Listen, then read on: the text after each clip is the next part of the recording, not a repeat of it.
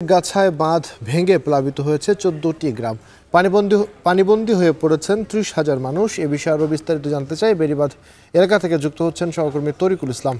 তরিকুল, বাঁধের সবশেষ অবস্থান কি এবং নতুন করে লোকালয়ে পানি ঢুকছে কিনা বলবেন।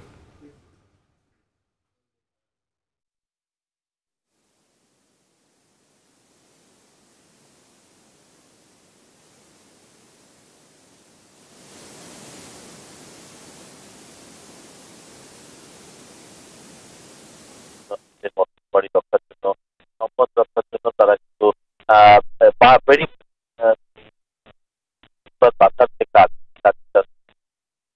নারী পুরুষ সব কিন্তু এখানে কাজ করছিল। সেখানে বাঁধ বাঁধার যখন চেষ্টা করেছিল, এক পর্যায়ে বাঁধ বাঁধার পর বাঁধ বাঁধার পরে কিন্তু আবার জোয়ার শুরু হয় নদীতে জোয়ার শুরু হওয়ার পরেই কিন্তু আবার পানি প্রবেশ করে লোকালয়ে। এছাড়া যে বাঁধটুকু বাঁধা হয়েছিল সেটুকু কিন্তু ক্ষতিগ্রস্ত হয়েছে, সেটি আমরা স্থানীয় সূত্রে জানতে পেরেছি।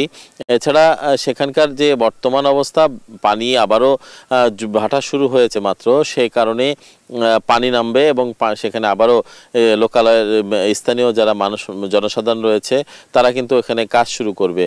তো সেই বাঁধ বাঁধার যে প্রাণান্ত চেষ্টা সাধারণ মানুষের, সেখানে কিন্তু প্রশাসন বলা চলে এক কথায় নীরব। প্রশাসন শুধুমাত্র কিছু পলিথিন এবং বাঁশ যেটি দিয়ে সীমানা তৈরি করা হবে সেগুলো কিছুটা সরবরাহ করেছে, বাকিটা সাধারণ মানুষ তারা সংগ্রহ করেছে। আমরা একটা বিষয় বলতে